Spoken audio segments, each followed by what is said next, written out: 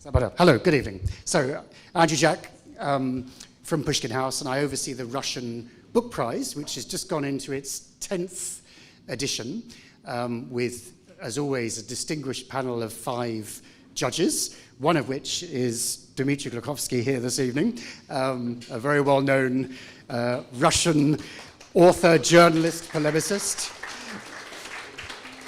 And actually only yesterday the judges were meeting to put together the shortlist, which will be announced, finalised and announced on June the 6th. So do keep an eye out for that. 6 excellent non-fiction books about the Russian-speaking world in covering politics, history, culture, and beyond.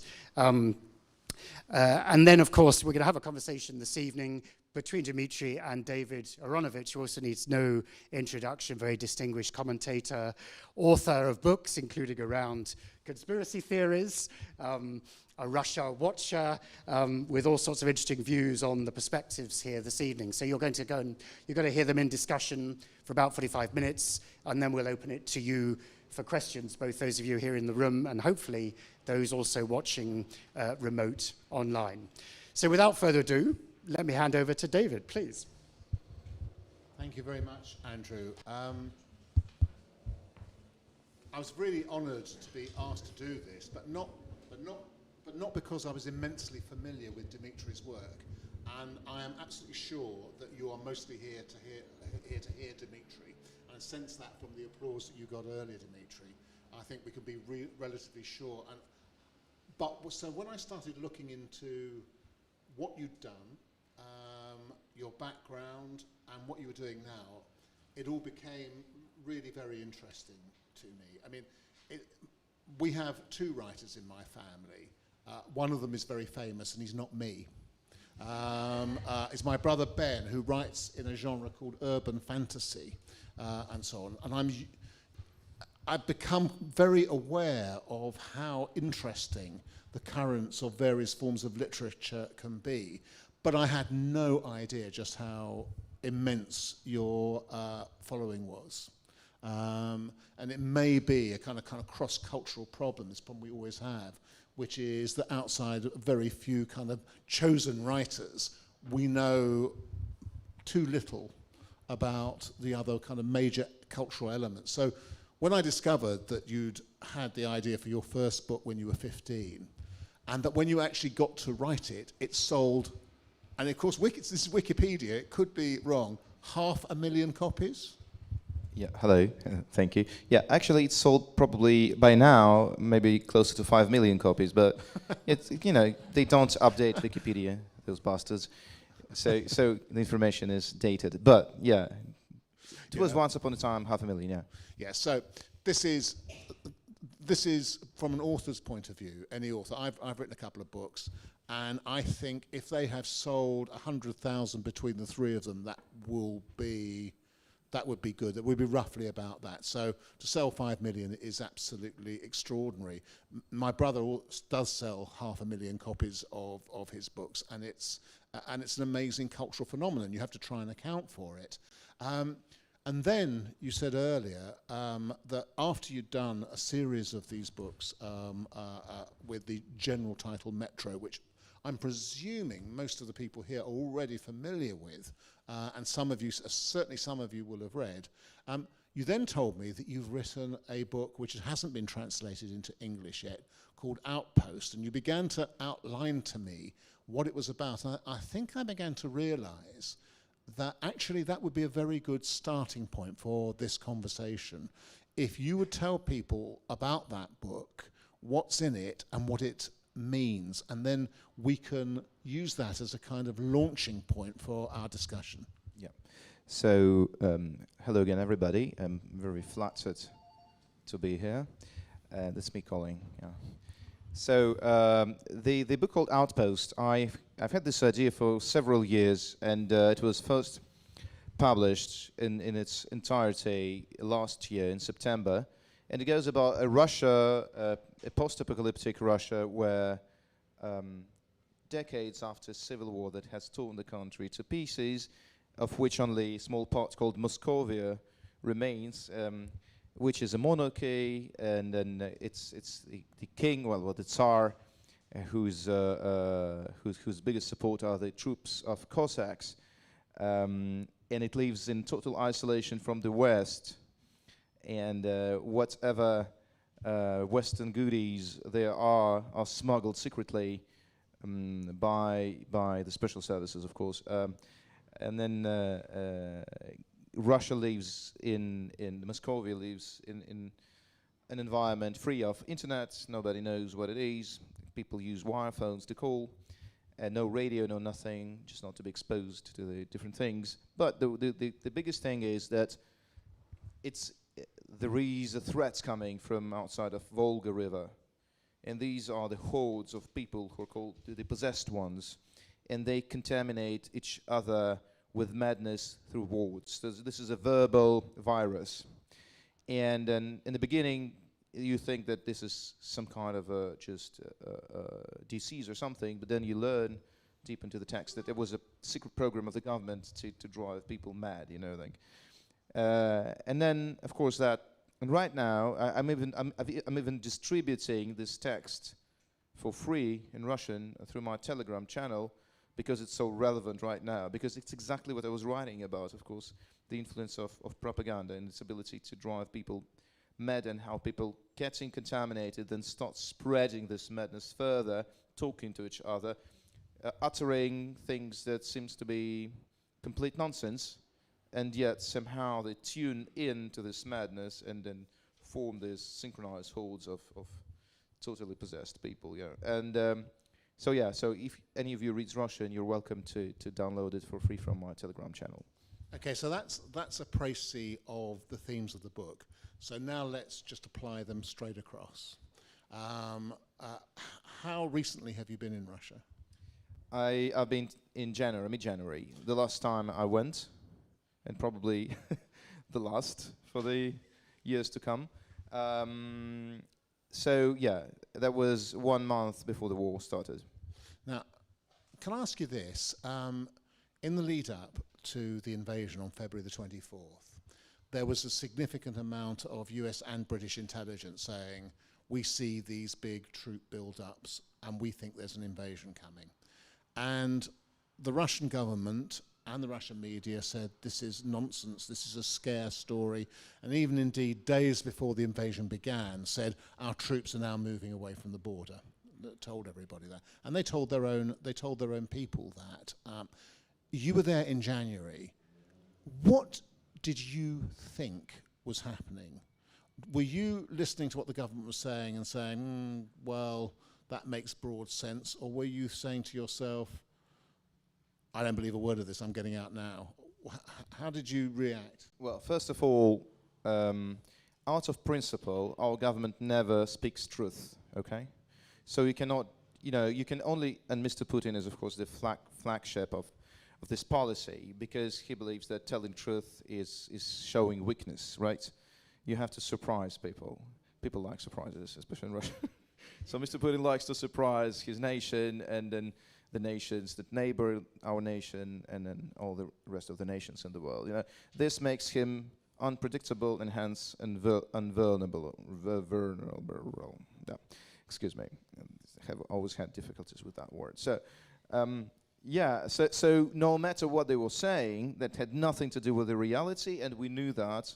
Well, I knew that, and yes, I do write science fiction and dystopias among other genres, but I am a political journalist from my education, and I've been working in several media outlets over the years of my career. So actually, dealing with lies and truths is my biggest hobby. I don't like fishing, or I don't collect post stamps. I love the issue of truth, lies, manipulations, propaganda, and all of that crap. So I did not believe in the tiniest proportion to what they were saying. But there was a very weird thing that I couldn't explain, actually, and that was the requirement in December and January, early January, exactly when I was there, to immediately provide Russia with security guarantees. That Russia kind of went out to the Security Council, started like writing these demands, almost like blackmailing the West to immediately provide security guarantees or else. And I remember going to the Echo Moskvy radio station, which is now closed down. It was one of the, probably the last, it's not independent, but it permitted itself to be like an open microphone for representatives of various political forces, including the last surviving liberals in Russia. Liberals were called people who believe that democracy is good. Everybody else believes that it should be eliminated because it's the poisoned fruit of the West, you know. So, and then its president, the president of this radio station, the editor-in-chief, Alexei Venediktov, a very famous Russian journalist, probably in the first top 5. And then he's kind of like a wise politician kind of a journalist, and he's been able to protect this radio station, it being part of Gazprom Holding, for years, inviting even Navalny when he was free, you know, to open interview. So I was like, do you know? And he's like, he knows everybody. He's pals with the Putin's press secretary, Peskov, and he's like, knows everybody. And I'm like, do you understand why is that happening with this nonsense with the security guarantees? Like, it's the situation with the nuclear weapons has been pretty much the same for the last 30 years. What's going on right now? And he says, like, yeah, you know, these security guarantees are very important to us. And I'm like listening to him, like, this is bullshit. Like, there's something cooking, because that was weird. That was like, do it now. And I'm like, what's the fucking emergency with that? Why do we have to do it now? What will happen if they don't do it now? Then I remember myself going to Amsterdam and then watching, in a slightly altered mind condition, the news, and then there was Biden addressing the Russian nation on CNN, and he was like, I want to talk to the people of Russia. And I'm like, is it me? Am I like, because I'm drunk, I'm watching that? Is the American president through CNN talking directly to the people of Russia now? And I was like feeling that something really important is going to happen. And I was blocking, like forbidding myself to think about it, because like war is not probable, you know. And I'm kind of I grant to myself the privilege of being a specialist in apocalyptic scenarios, you know. Like that's what I earn my daily bread with, selling people the apocalypse, basically. That made me rich. So, and I didn't see it coming. I thought that's too grotesque, actually. That's too absurd. That we cannot live through a real conventional warfare styled to the World War II in this century. This is not possible. You can play with that. You know, and we've been living in an environment that was very postmodern. The Russian propaganda and Russian political leaders, they loved to play with the rhetorics of the World War II. Styling it, pretending they're still there. But everybody understood, every thinking person would understand that that's just games, you know. That's needed just to massage the brain of the brainless people who only watch TV. They cannot believe in it themselves, you know. And then the tanks roll in, and you're like, this is not possible. And then the planes, and then you got the helicopters flying on Kiev, and you got the cruise missiles bombing Ukrainian residential houses, and you're like, this is not going to, like, this is not possible. I cannot believe my own eyes, you know. So that was a great shock, and I didn't see it coming at all. So this is what interests me at this point. We're going to get back to where some of the themes in Outpost get you at the end of this process and so on. But let's go back even before. So the Russian government comes for these security guarantees, and we think, why now? The American and British intelligence agencies are saying there's a build-up on the borders. The Russian government is saying, on the one hand, give us these security guarantees, and by the way, there's no such thing as a planned invasion, and it's just your scare tactics and so on. And they're also telling their own people that. And then they go in, and then you're not allowed to call it an invasion in Russia. It has to be a special military operation. And it has to be against Nazis, and we'll come on to the question of how we configure Nazis in this discussion and so on in a bit as well. What I want to do is to take you back to your days at RT. You said you were a political journalist originally.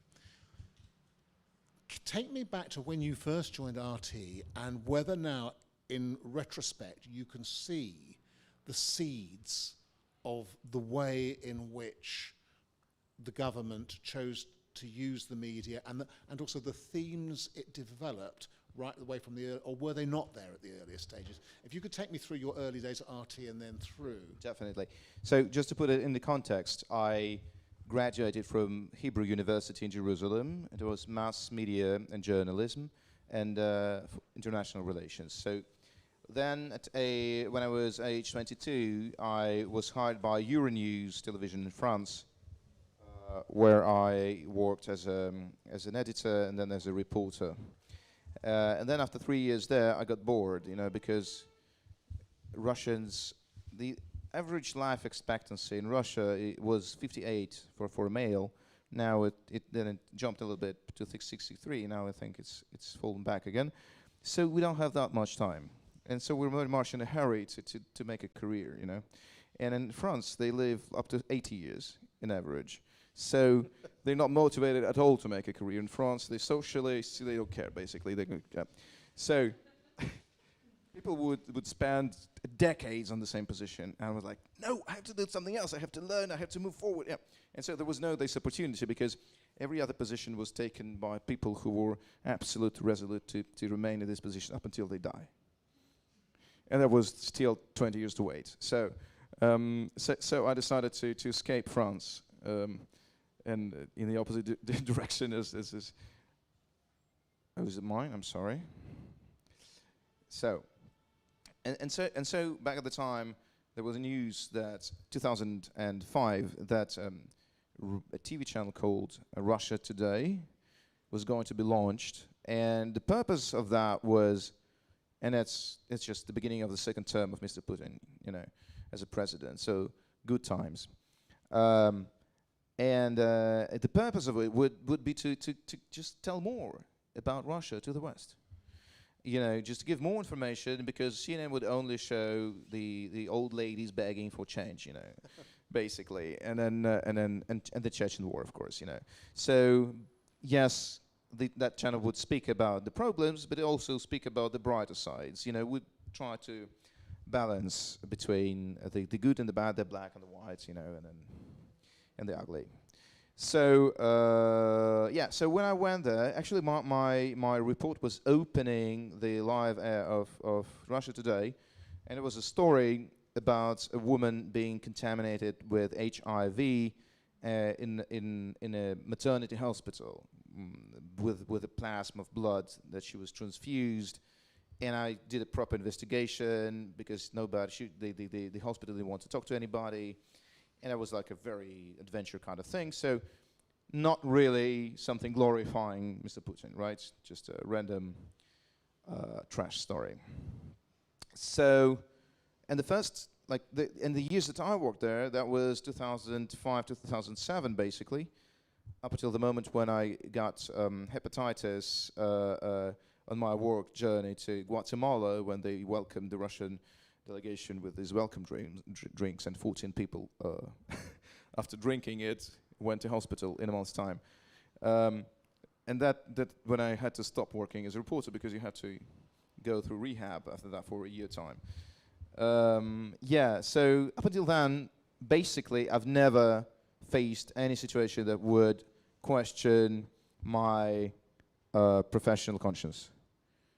Basically, I would follow the same principle that I used to follow in Euronews. The side A says A, the side B says B. You balance that. You're not supposed to express your own opinion. You're fine. So that thing helped me navigate. And back at the time, nobody actually thought of RT as of an information weapon. This practice came later, I would say in 2012, when Russians started to protest against Mr. Putin's policy, and that was the winter revolution that didn't happen, the winter protests against rigged elections, election to the State Duma, to the parliament. And then there were 100,000 people for the first time coming into the streets of Moscow to protest against it. And then the government decided that they have to do something with information policy. Already they were closing down independent media belonging to oligarchs. NTV channel was closed early, much earlier. But still, there was no this atrocious use of even governmental news media as a blunt propaganda tools. And in 2014, when Crimea was taken over, invaded and annexed to Russia, that became the bigger trend. So since 2014, there was no even the slightest attempt to play with objectivity, neutrality, and under the guise of saying that there's an information war that the West wages against us Russians, and it's a war against us, on us. We cannot allow ourselves to be impartial because they're partial. They're attacking us, we have to defend ourselves, and yes, every microphone should be like a bayonet, as a Russian poet had said, you know, about a pencil. So yeah, and then the mics turned to the bayonets later, and I wasn't working for state media for 7 years by then. But of course, I still had people from there who I knew, who I was like casually talking to, and my interest for the propaganda since then only grew bigger and bigger. So I was following what was unfolding on state TV channels and talk shows, which was the newest invention to manipulate public opinion. What were those people who were your friends at that moment telling you was happening inside these organizations? Well, you know, there was a gradual transformation. By now, I'm deeply convinced that people choose what to believe in. They choose facts that they want to believe in. Basically, they tend to believe in things that keep their integrity while allowing them to earn their money. You know what I'm talking about, you know. So basically, you adjust in average, unless you're being like brought up by your parents in the opposite way. You adjust yourselves to the sources of income. And if the source of income requires you to believe in one thing, you first start uttering that, pronouncing that, and when you pronounce that long enough, in order to overcome the cognitive dissonance, you don't want to pronounce lies, so you convince yourself that lies are true. And that's how you change your position, and that's how the entire Russian journalist community managed to change their position, and now quite firmly believe in whatever is today's truth. Right, so you then started, well, you'd already started taking interest in how those truths were formulated, because they took very particular forms. Now, I remember, again, I think your chronology feels right from perceiving it from the outside. So by the time you get to Crimea, and also to what's happening in eastern Ukraine, and the shooting down of the Malaysian airliner, by now you're now getting the construction of alternative realities, which are put out as truth. In other words, what I would generally call, as somebody who's studied this for a long time, conspiracy theories. In other words, a choice to believe in a less plausible explanation that involves a conspiracy, when actually there's a much simpler and more available truth to you. And this is, and with some of the Russian RT type propaganda, this takes an almost what I call Baroque form. And you must have appreciated the kind, if you like, could you take me through a bit of that, what you were perceiving, the forms that these that this was taking? Because it wasn't just I have been doing this side and then this side, but now I'm only going to do this side. This is the construction of an entirely different way of seeing things. So there are several things that are concerned as we speak about that. First, in a world when you cannot suppress information, you know, during the Soviet times, you can just switch off certain information source. Basically, you would jam the BBC radio waves, and then with some jolly music, and then all the people listening, and then to their radios back there in their homes would have to dance to some jolly Soviet music instead of listening the bitter truth from BBC. So, and then of course you would not be able to print anything, because then you will have KGB knocking on your door within hours probably, if you would dare to print some book or some newspaper or whatever alternative information. But now, of course, with internet, and Russia came too late to introduce the great red firewall, around the country, so you cannot really block the entire amount of information coming from different sources.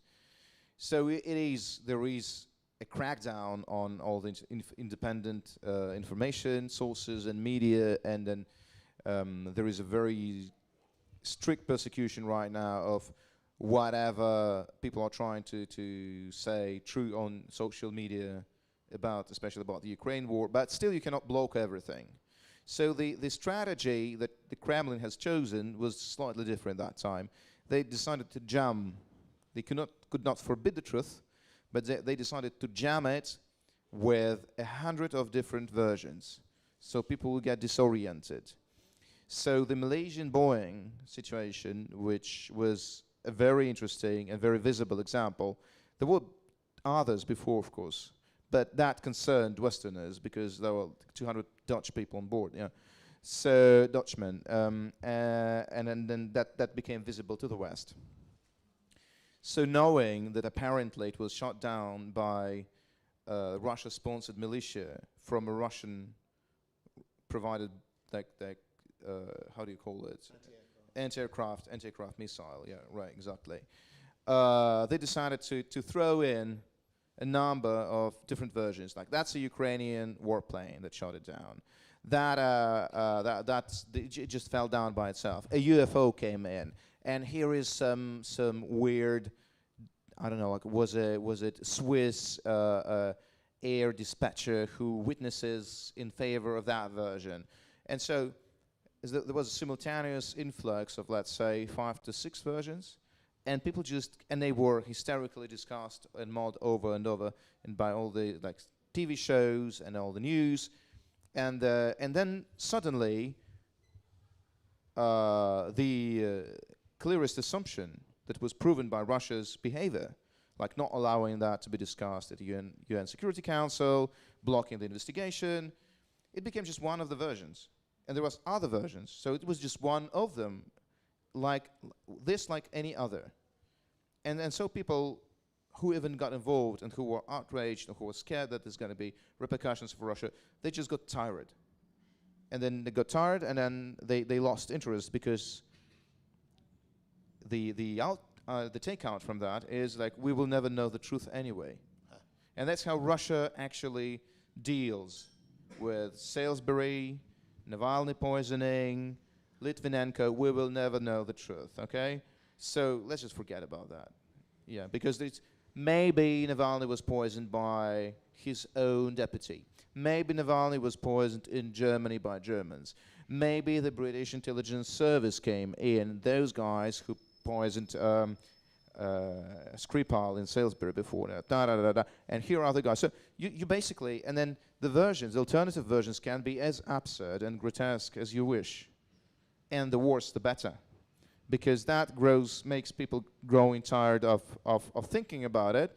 They cannot establish the truth, so just dump it, and that's basically how it works. So these alternative realities have to be emulated simultaneously in order to worry, people, and then make them provoke this feeling of rejection and disgust, and they don't want to think about it any longer, except that if they're personally involved, But if that tool, if that instrument is being used just for one time, of course it's very efficient when it happens for the first time. But when it's being used for the 5th time, and you're kind of you're a news addict, such as myself, you understand that that's the mechanic they're using all the time. So that means that they're covering it up.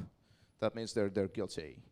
And that's enough. If Russian state media are throwing 3-4 versions immediately, that means that they're covering up.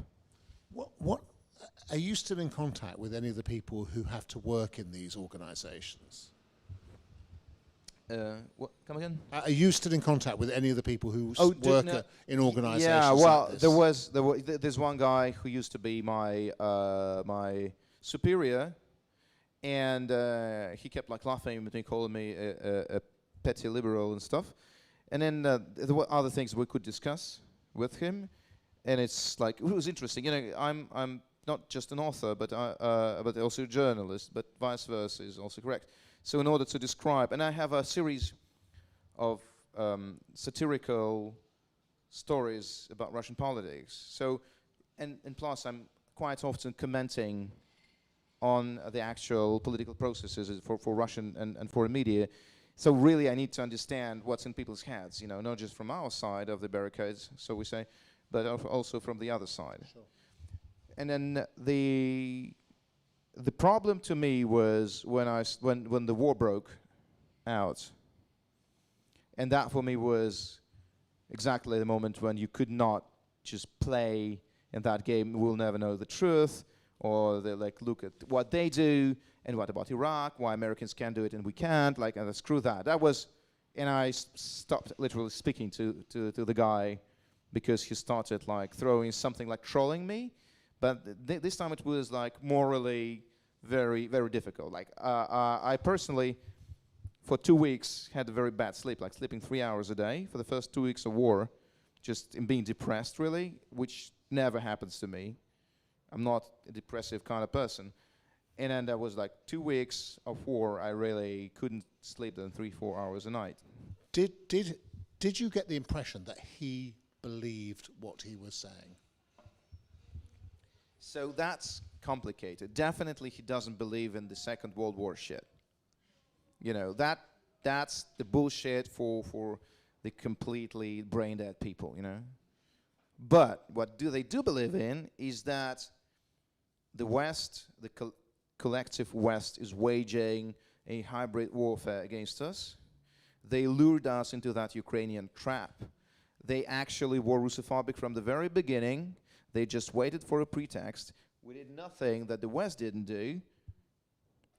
And Churchill was, you know, like shooting people from cannons, and 1 million Indians have died, you know that. Or what about George Bush and Iraq, you know, and what about Afghanistan, and what about this, and what? So what about it, basically?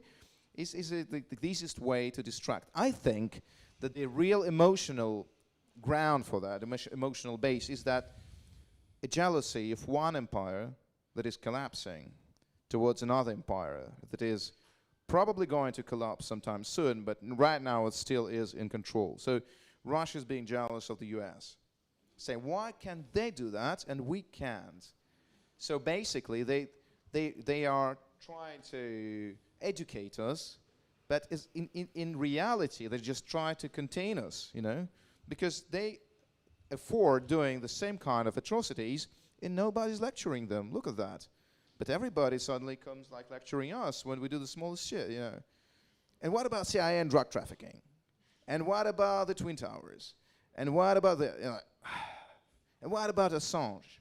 Is he here by the way, or did he go to? No, he's not been extradited yet. Okay. So, take us through one specific formulation, though, which has been, seems from the outside to have been key, which has been the formulation that says this is justified because Ukraine is run by Nazis, which is in many ways an absolutely, you know, and then of course you have a Jewish president of Ukraine whose grandparents actually died in the Holocaust and so on. But this seems to have been a kind of quite carefully developed theme and argument and so on. And it also suggests that Russians have a very particular notion of what a Nazi actually is. And I'm interested in that because it may be different from what we understand a Nazi to be. So basically, that story goes deep into the myth of the Great Patriotic War. The Great Patriotic War is the Soviet segment of World War II. Sure. starts June 22nd, 1941, when the Soviet Union was attacked by Nazi Germany. We discard everything that preceded to that, especially Molotov-Ribbentrop Pact. Let's not speak about that. That was not the part of World War II, like probably, but not from the Great Patriotic War. So all of a sudden, Hitler attacked us, okay? 4 a.m., the Nazi aviation started to bomb Kiev. Some similarities. So that happened, and then for 4 years and something, the Soviet Union was heroically, and that's true, defending itself against the Nazis, losing 27 million people, right? Incomparable to the American losses, British losses, German losses, you know. That the military losses, casualties, that the civilian casualties, people dying from hunger, people dying from diseases, 27 million people. That is to say that pretty much every single family lost somebody. And if not, since this is really a great patriotic war, a lot of people were wounded or dying from hunger or being displaced, having to run away from the advancing German troops, being occupied by Germans, you know, and so on and so on. So the price of the victory was tremendous. And that allowed them to turn slowly. Stalin did not celebrate the Victory Day, by the way. Up until his death, there was no broad national celebration of the Victory Day and no military parades. That cult came to life later. And especially under Putin, the great victory became a replacement of national ideology, right? So that basically was, and up until recently still is, the biggest achievement, heroic achievement of Soviet Union / Russia. So there was Gagarin's flight to the space, 61.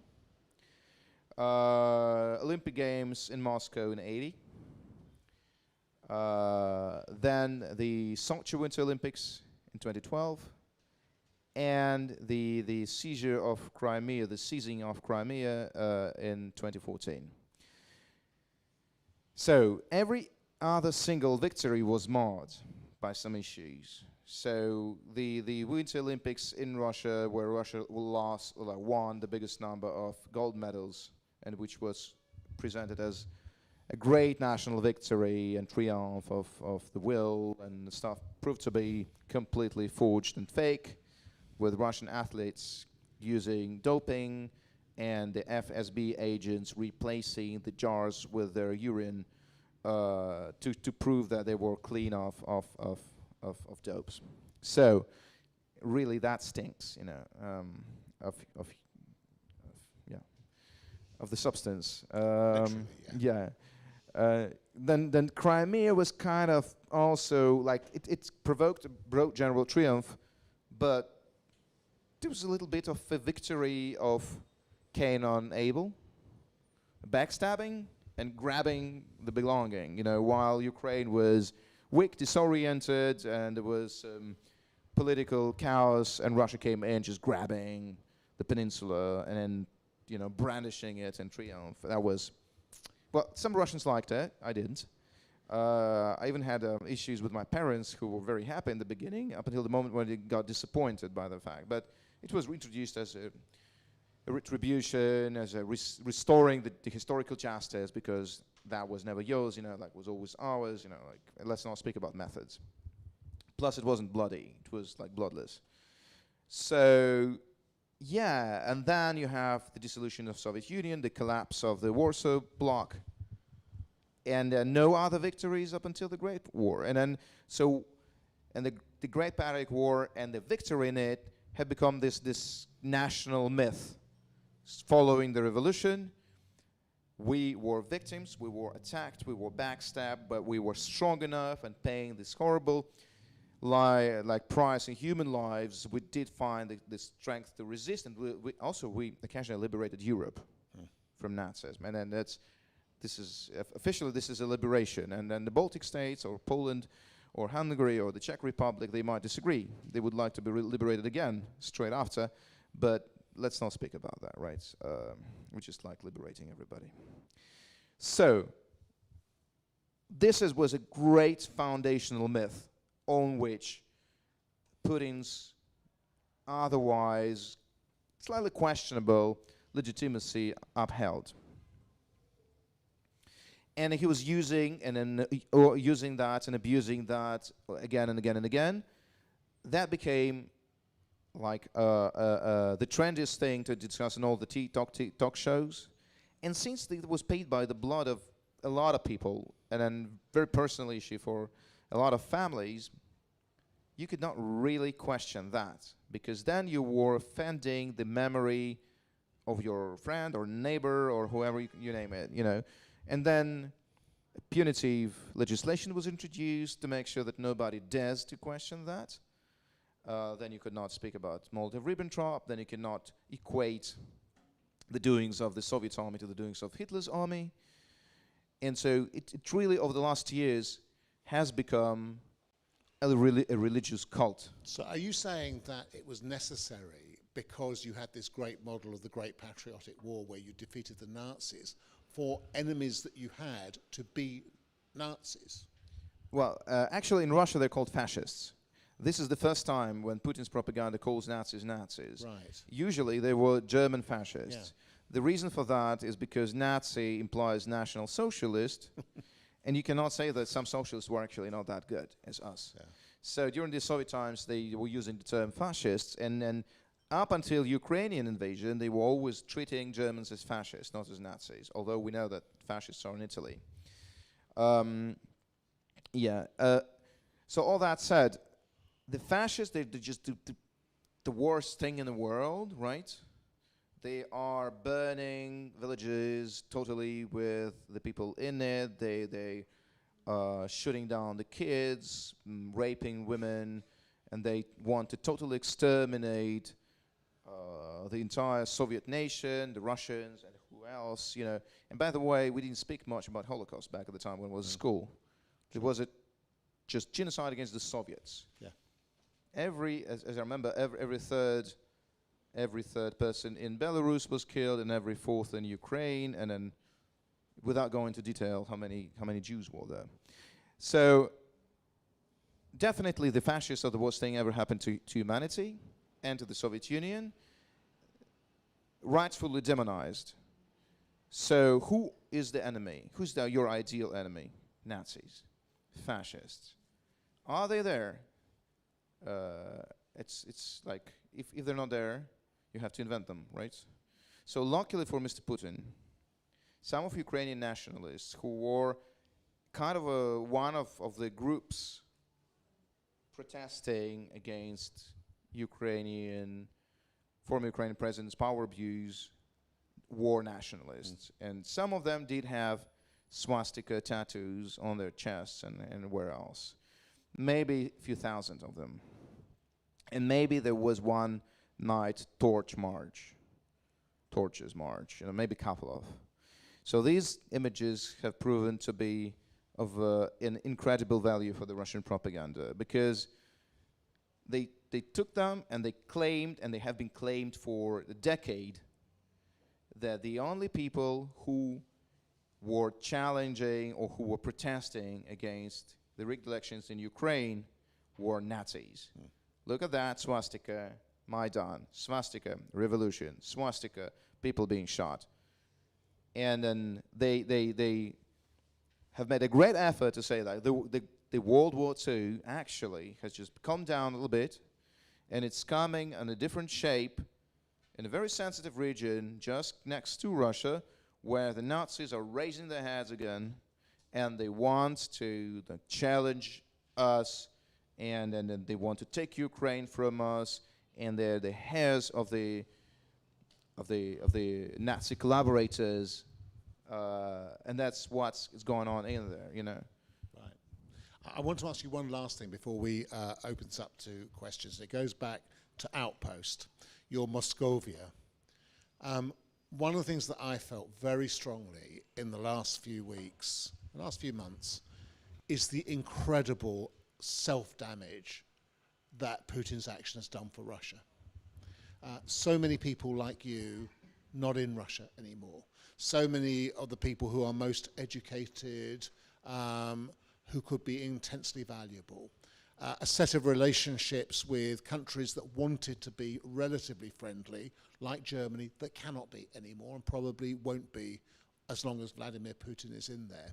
Can you take me through your feelings about how much damage and how much isolation may have been caused to Russia? Am I exaggerating? I mean, is it your kind of view that somehow or other the elastic band will move back as it did after Crimea? Or do you agree with me that actually something fairly fundamental now has changed? So I even wrote a column back at the time, 2 months ago probably. It was called Putin's War on Russia, because I think that definitely what the great damage and injustice and then the tragedy that Putin's army is inflicting on Ukraine is undisputable, and that's absolutely obvious. And then if you not blind or not blinded by propaganda, you will not be able to deny it. This is a tremendous tragedy, unparalleled in today's, like in contemporary history of Europe, right?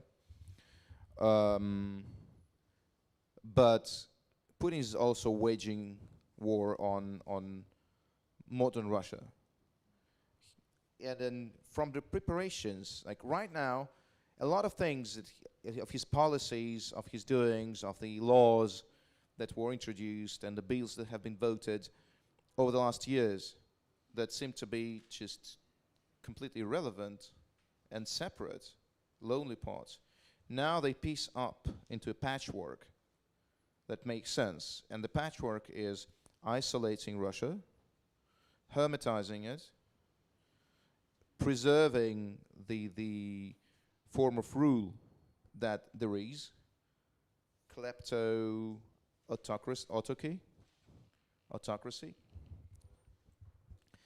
and then probably strategically aligned to China to overcome the technology deficiencies, conserving that like forever, as long as it takes, to ensure the passage of wealth and of power to the next generation, to the children of the current elite, to form the new, so to say, if we can call it aristocracy, which they're of course not, but that's the purpose of forming that. In order to do that, there were a lot of like bills and norms and initiatives to isolate Russia culturally, financially, at the same time to make Europe dependent on Russian energy supplies, the Nord Stream gas pipeline, for instance, that Russia was so aggressively imposing on to make sure that Europe cannot do without Russian energy resources. And while being isolated, cut off from the West, from the viewpoint of Western influences onto Russia, at the same time make itself indispensable as a partner, so that Europe's ideas of trying to influence somehow what was going on in Russia would be blocked by this energy blackmail, what is happening right now, as we can see. So all kinds of criminal law severely impeding the actions of civil society, restricting that, imposing severe punishments for any kinds of independent social or political activities, or even that initiative when you know about the mobile crematorium, of course, when a year ago, several years ago, Russia had been ordered these mobile crematoria that was supposed to be following the Russian troops in its covert operations to burn the bodies of Russian soldiers and civilians to make sure that nobody sees these bodies. Or a law calling whatever happens in a peaceful time a special operation and not a war.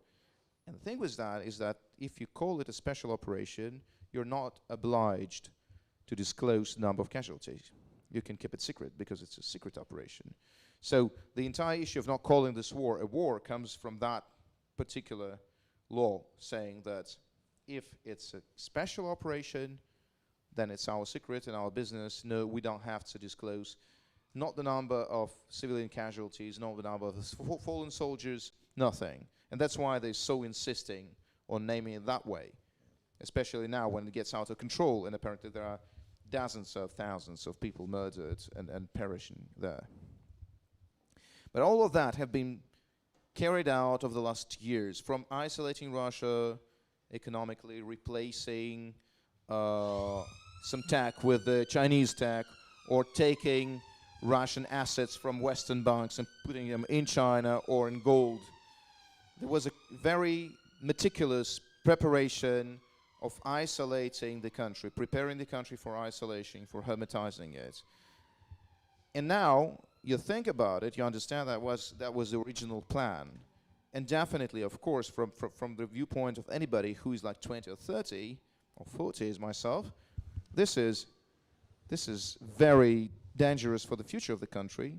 That prevents it from becoming a normal modern state, and that only deserves the interests of the elite and their urge to conserve the power that they completely do not deserve, because they're being just appointed by a person who himself was appointed. They have no legitimacy, and that's their biggest issue, that's their biggest problem. And they must preserve that power by all means, especially as it goes in autarchies by violence and lies, the two most efficient instruments in any authoritarian regime. So yes, of course, by this war especially, Mr. Putin denies our country a future, basically. Yeah, it sends us into a past which is not truly a past, which is an alternative reality past with this exploitation of the Soviet symbolics without the real meanings attributed to these symbolics. Because let's say, to a certain extent, Soviet Union was a socialist state. So there was up until the moment when it stopped functioning, there was some social benefits. It tried to style itself as socially fair. The education was free of charge. Medical service, even if it was shitty, was free of charge. So there were benefits to the population. Right now, the population is basically left with themselves. During the Corona crisis, Russian authorities didn't want to introduce a lockdown because they didn't want to pay. And then the savings that ordinary people have, they're probably just enough to hold for a month. And so they didn't introduce a lockdown because they didn't want to spend the money that they saved, maybe for a war or for a revolution, to curb a revolution, to spend it on people's lives. So that's why Russia, I'm not sure how many people have died here, but in Russia over 1 million people died. A lot of them people in their 60s and older, which was actually quite beneficial for Putin, because it's the state who's paying the pensions. So they spare a lot of money on that. I think we should allow some time for questions. I'm shutting up. No, because don't shut up, because the questions will be for you. We have a microphone at the back there. One thing that happens when a microphone comes and people ask questions is that everybody insists it's not on, and then they switch it off. If it's showing green when you get the microphone, it's on. So it's on. So don't worry about that. It's on. Okay. The other thing I just say is questions, major speeches, etc. There are other occasions for them.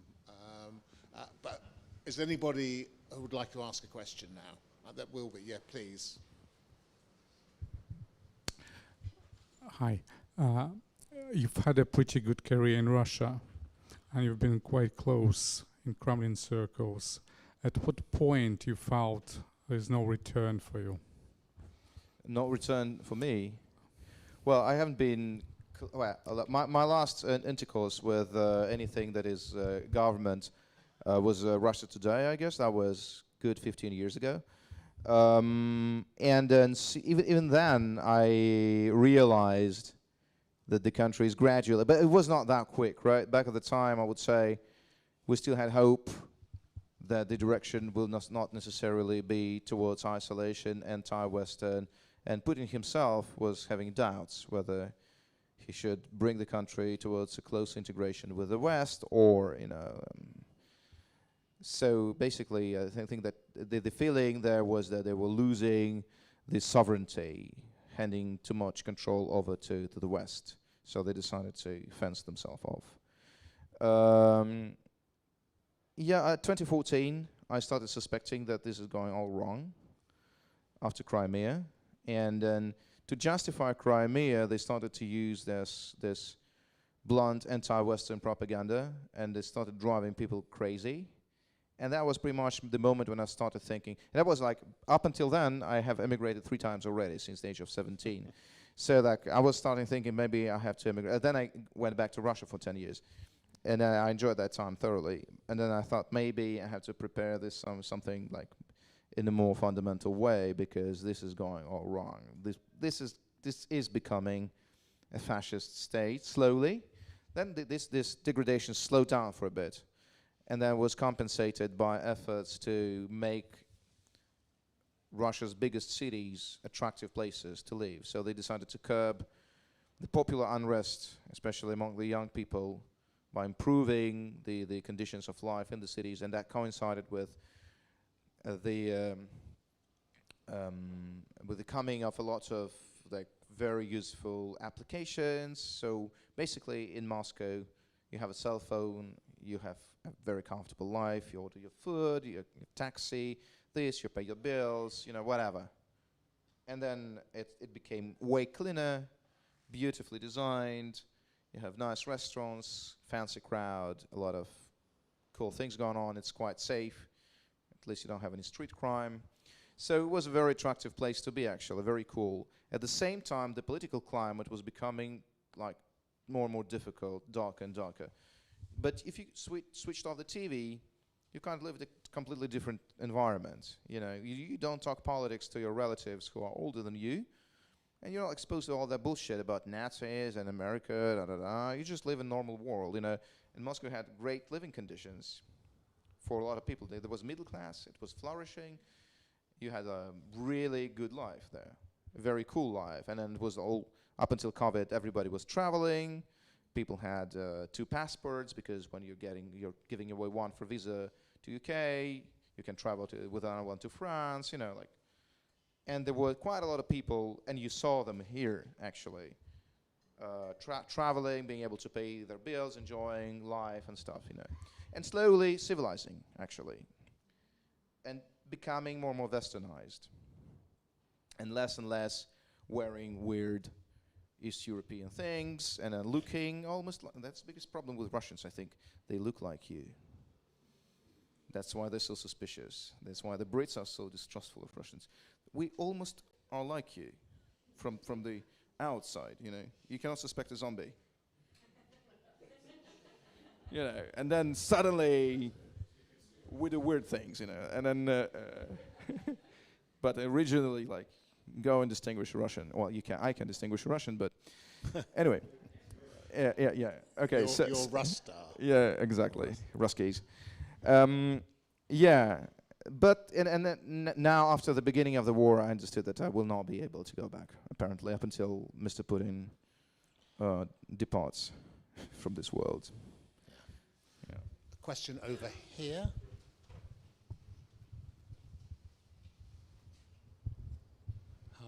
Hi. Is this on? Yes. Yes. I've got a very brief 2-part question, please. Do you, apart from Putin and his doctors, have any inside knowledge on how long he might live with his illness? And do you think that the banning of musicians and sportsmen is a good or a bad idea? That's Yeah. Russian sportsmen here in... Yeah. So, to the first question, I have a suspicion that he is the one who's spreading the news about his ill health. It's like, don't rush. You just have to wait. And you wait, and you wait, and you wait, and you wait, and he's still alive and kicking, you know. I know. I saw people dying from cancer in movies, and they look different. You know, they all skinny and cannot move really. He's not terminal. He doesn't look like someone terminal. he looks like someone who's just nailing it, you know. So I wouldn't count on that, unfortunately. That would be overly optimistic if I'd say if I said like that. Let's just wait a year or two. No.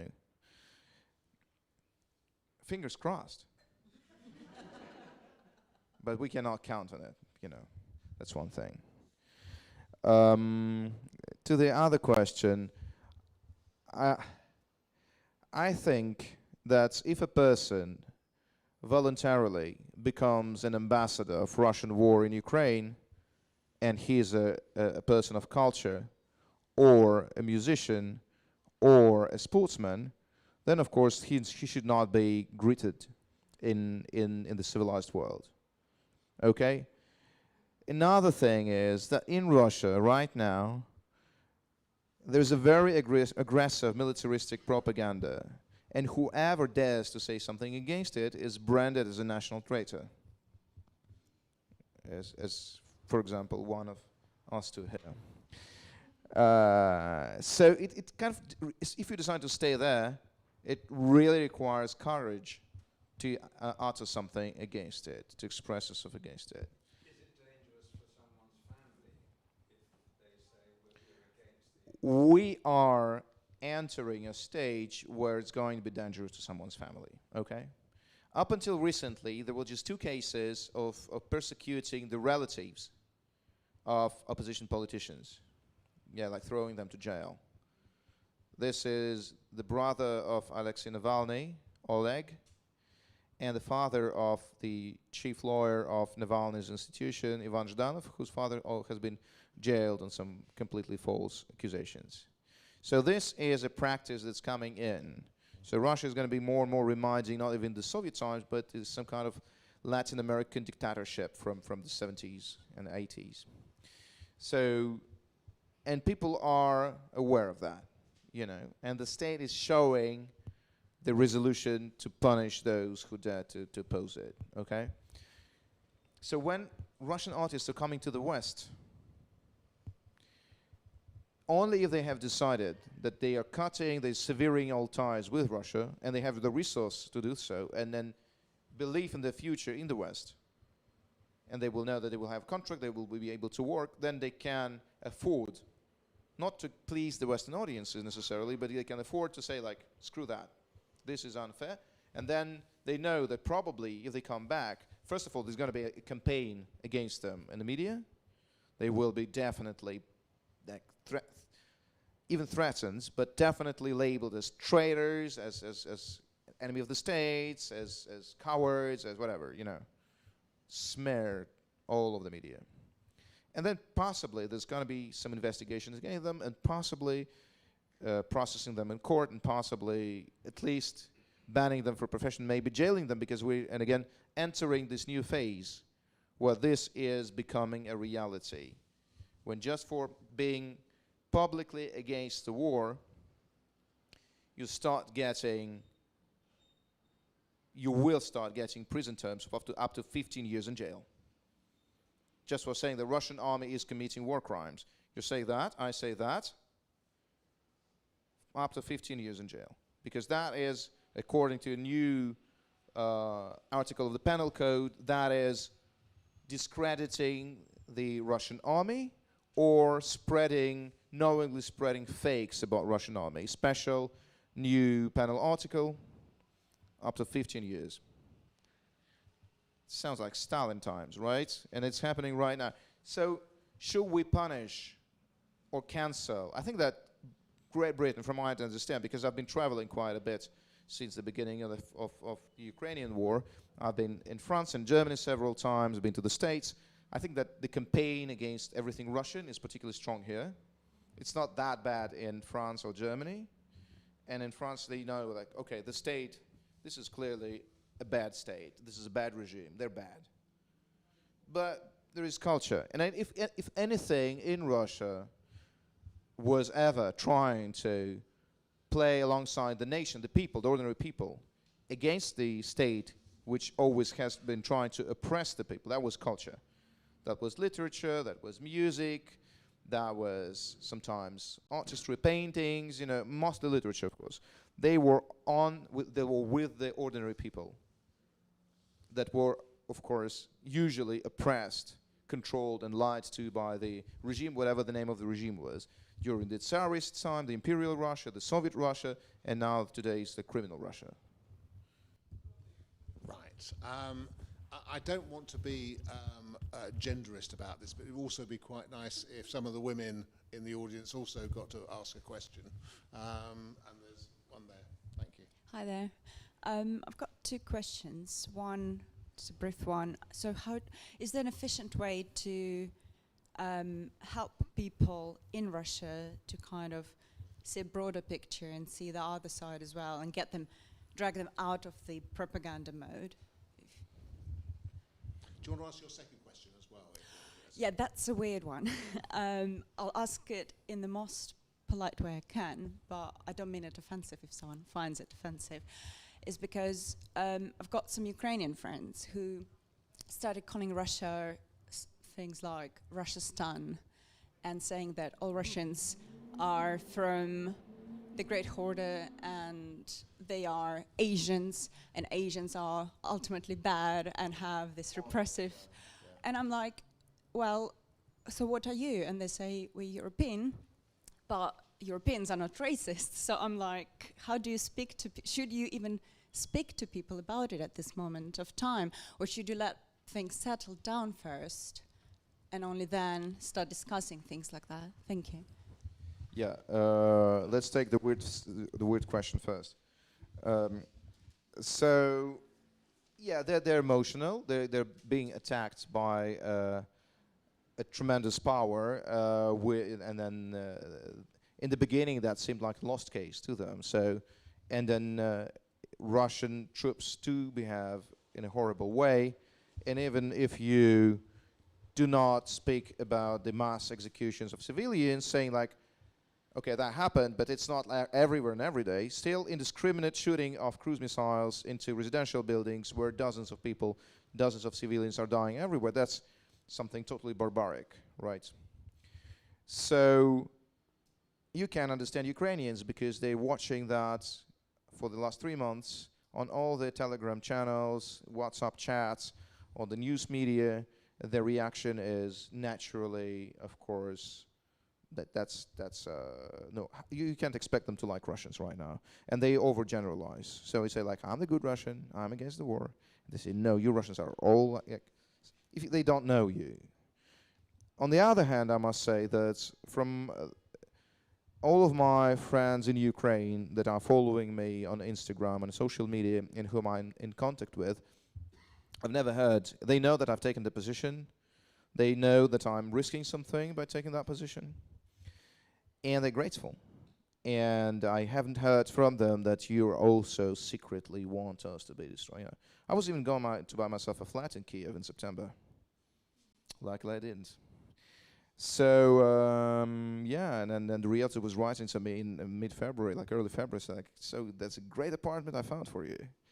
And I said, like, amazing. Can we have, like, the ceilings a little bit higher? Like, I'll look for something for it. And then late February, she's writing to me, like, well done, Dmitry. It's a good thing you didn't buy it, you know, like. I'm like, yeah.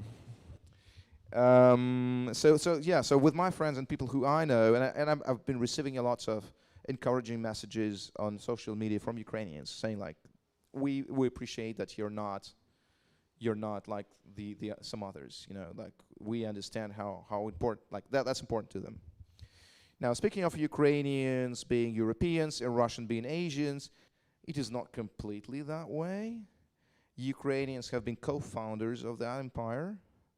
They've been minority stakeholders, but their stake was way bigger than from the Kazakhstan people, Belarus, you know. And Khrushchev was from Ukraine, and Brezhnev was from Ukraine. A lot of people in the Council of Ministers from back to now from Ukraine. They're Ukrainians. So they pretty much like Scottish and UK probably. You took the words right out of my mouth. Yeah. That absolutely is. You go to Edinburgh and there's endless kind of generals in the British Imperial Army, kind of statues, etc. And there are so many of them with Mac in front of their names, etc. And then the Scottish National Party said, the British Empire, nothing to do with us. It was all you doing the English, and so on. It's the stories people tell themselves. Yeah, but also their cultural influence is tremendous. You know, half the Russian singers are not Russian, actually. They're Ukrainians from Ukraine, because they're whatever, the drive they have, the musical ear they have is totally amazing. You know, the energy they have, they're Southerners, so they're more energetic. Russians, you know, like Russians. They're not the happiest people you've probably seen around up until you open the second bottle of vodka. Then they're like, it's like with the Brits and the third bottle of vodka, basically. You know, they say Russians are very reserved and hold back and somewhat. You know, like Ukrainians, they're basically Russians with one glass of wine in their blood already. Already like smiling, already warm, already like, you know, like, yeah. So they say that they're from Kiev and Rus, and we are actually inheriting the governance methods from the Great Horde, from the Mongols that invaded Russia. That's true, by the way. Which is fine, yeah. Well, you know, like they invited us, and they invaded us, and we just. Where are the Mongols, by the way? Yeah, we just took the best that there was, you know, the corruption, huge armies threatening your neighbors, you know, like whatever. Dmitry, there's a sad element Coming for me, well, which is that when you see pictures of the Russian soldiers who've died, which are quite often a significant number are from places like the Buryat minorities and so on, and it's really quite dramatic. It seems like it's disproportionate. I don't know whether you've noticed that at all. Yeah, first of all, apparently Buryats are known as fierce fighters. Then, of course, it's a very, very poor region. So the only social lift there is to go to army. Yes, the average salary would be like 6,000, like $100 out there. And if you go to the army, you would earn like $400 a month. So a lot of people from Buryatia and then Dagestan and other ethnically populated and very poor regions, but also from Russia's Far East, especially from the Zabaikali region, which is apparently, it's just not poverty, it's something way worse. You know, it's the people who are stealing the washing machines and sending back home, because back home their mothers and wives are still, you know, washing the clothing within the cold water with their bare hands, you know. So the life is that poor out there. And then, of course, it's some place in the middle of nowhere. So even if the mothers or fathers are not happy about losing their sons, nobody knows. And if you send people from Moscow, St. Petersburg, then those soldiers without their feet and their arms are coming back. They're in the streets of the city. People who have killed are coming back to the big cities. People with PTSD are coming back. Yeah. And then families who have lost their kids to like a completely grotesque, under some completely grotesque pretext, some nonsenses, they're there. You know, they can go out into the streets and protest. So that's why the most of the soldiers that have been sent there so far have been from distant and then socially disadvantageous, economically disadvantaged regions. Yes. I was asked to end this session at 8:20, and 8:20 it is. I just want to check with Elena. What have you? One more question. Okay, we have your permission. There's a person over there. I'm sorry to you. I've seen you several times. I do apologize. Hi. So I come from Rostov-on-Don, which is basically on the border with Ukraine. And so my question is quite selfish. You know, in Rostov, people speak with using Ukrainian words and that sort of thing. So do you think culturally, will we ever be able to go back to that, you know, that relationship between Ukrainians and Russians? Well, you know, the weirdest thing to me was that overall majority of my friends in Kiev who fought or who were hiding from the Russian bombs, who had to run and then to Europe because their houses were burned by missiles. All of them had Russian names and Russian surnames, and all of them only spoke Russian. Okay. At the same time, then again, I know at least like 4 friends of mine in Moscow who have Ukrainian surnames, and they completely Russian, like Russian speaking, and they have like that. Oh, it's the family from there, you know. But still, that everything that ends with Yanko, yeah, that's the Ukrainian thing. And then like, I have a lot of friends in Moscow, in Russia, who are apparently ethnical Ukrainians, although I don't really give shit, you know. But still, and then in the eastern Ukraine, Russians were basically killing Russians with Ukrainian passports. But as that progressed over the last 8 years and culminating in this horrible war, all those Russian-speaking people were not willing to call themselves Russians anymore. And they started to learn Ukrainian language because that became the new cement of the society. They wanted to define themselves as un-Russians, okay? And then definitely some of them, well, you know, because that for Eastern Ukraine and Kiev and bigger cities as Dnieper, former Dnepropetrovsk, Russian is the first language. Yeah.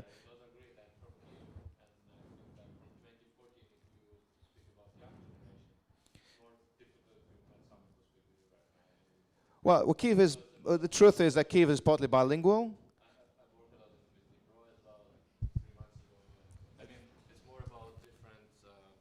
Ages, yes.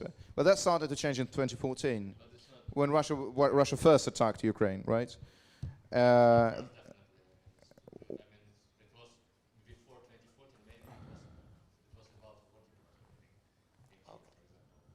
Well, for the youngsters and the school education, probably, yeah, that started. Well, from my experience, like I'm sure you know better, but from my like subjective experience. But right now, I know a lot of people who only spoke Russian who now say like, no, we want to speak Ukrainian because this is our language. We want to be very different from them. We're not them. We're Europeans. They're Asians. We are in the hairs of the whatever you call Scandinavians or the Slavs. They are the heirs to the Mongolian hordes of the whatever century it is, 11th or 12th, I don't remember. Yeah, we're not like them. And then it is kind of like, it's easy. And I remember a lot of conversations I've had with my, like, not really friends, but people who I knew in Russia who were saying like, yeah, the time will go, they will forget that. Nothing happened. I mean, like, they will be with us at some time, at some point in the future. What happened? After we took Crimea from Ukraine and after we started the bloodshed in Donbass. And I'm like, no. You think like you are forgiving them for backstabbing them. You know, you think that they will forgive it, they will forget it, but no, this is a great trauma for them. They have lost a very sympathetic part of the country, and that was a treason from us. So we brand ourselves as their older brothers. So this is a brotherly treason, you know, backstab. This is exactly Cain as against Abel.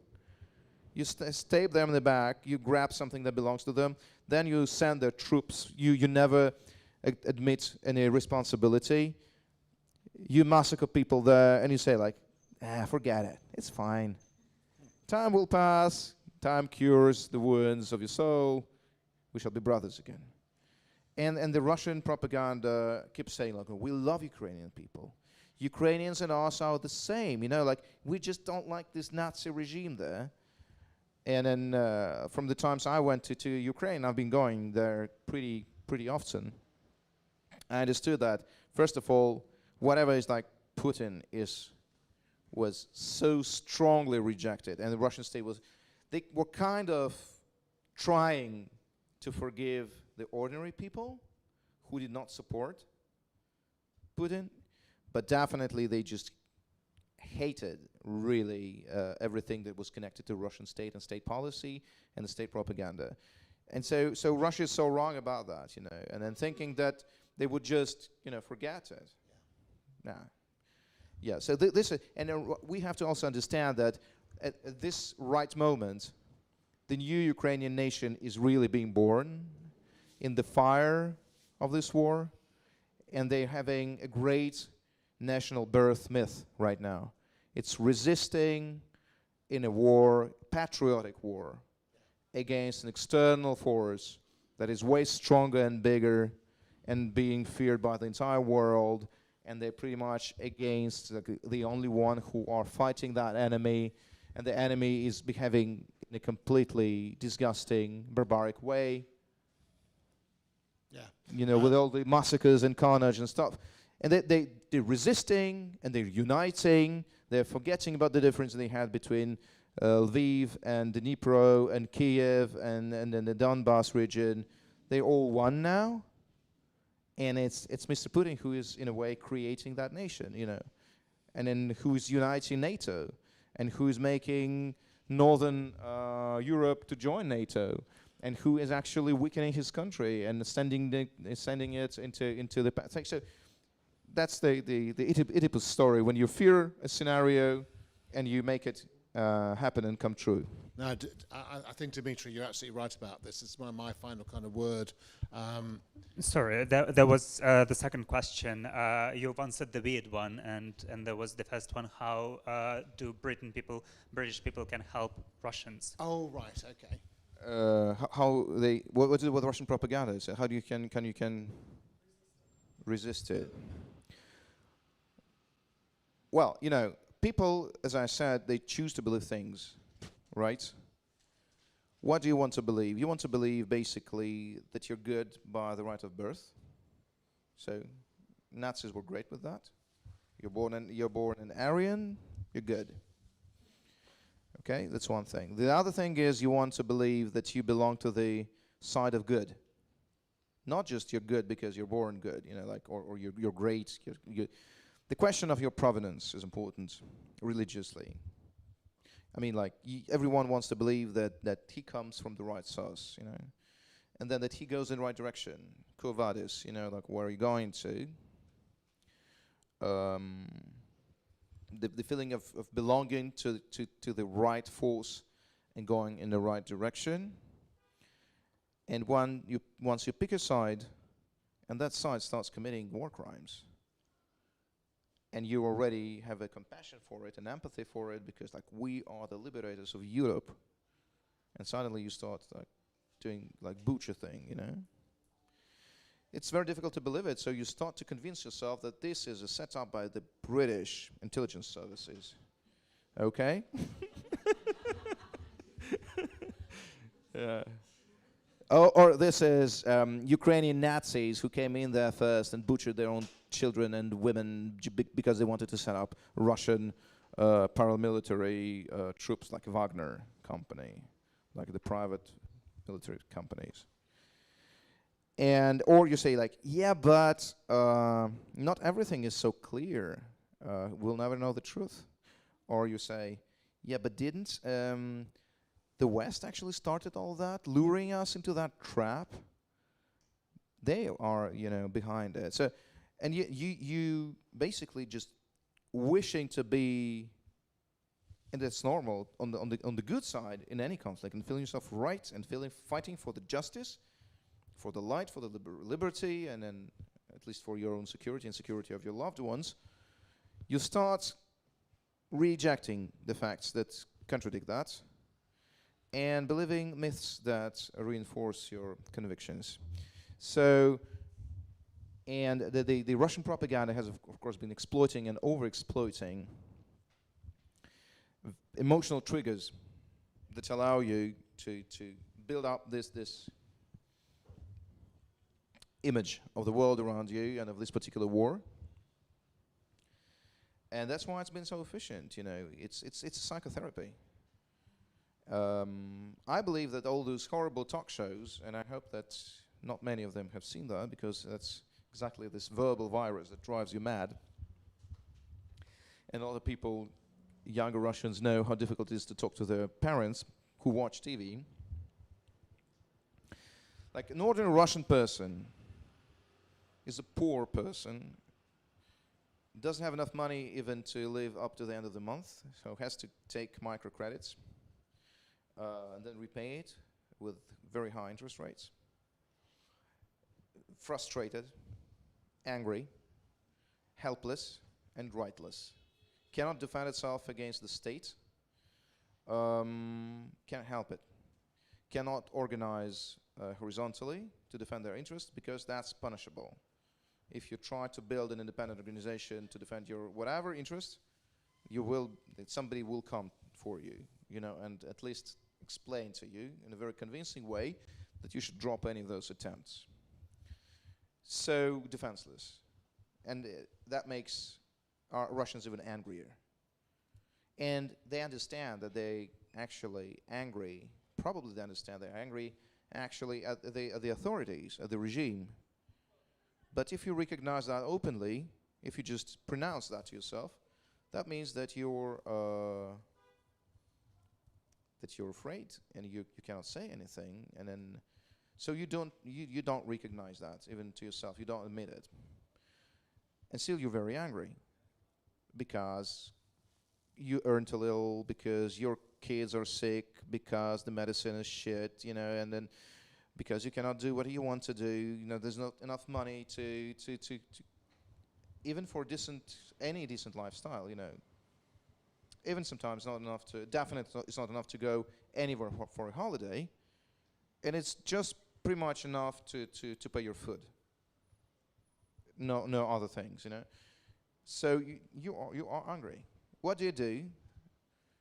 So thanks to the propaganda, whatever TV channel you switch on, you got the 5 minutes of hate, but 2 hours of hate, like 3 hours of hate, blaming the West and Ukraine and America and Anglo-Saxons. A lot of Anglo-Saxon blaming. I'm not sure if they even still exist, Anglo-Saxon, but they do on Russian TV. Blaming them of everything, of luring us into the trap, of trying to weakening Russia, of imposing these unrightful sanctions, of poisoning us with their depraved culture, and then the gays and transgender and the Nazis and the Nazi transgenders. And the radical feminists. Oh, I forgot the radical feminists, yeah. So, they're the worst, yeah. So hate them.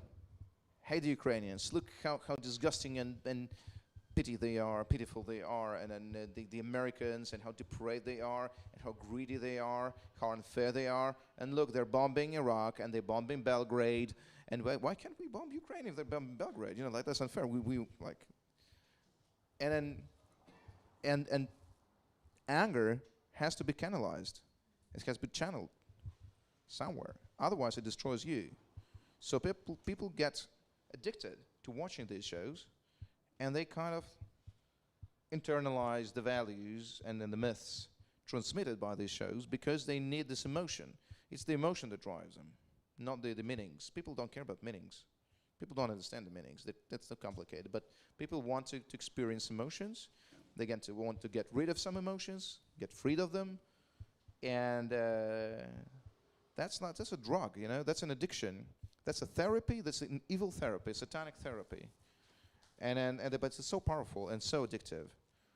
So next morning they're angry again, and they want to watch it again because that kind of releases their anger.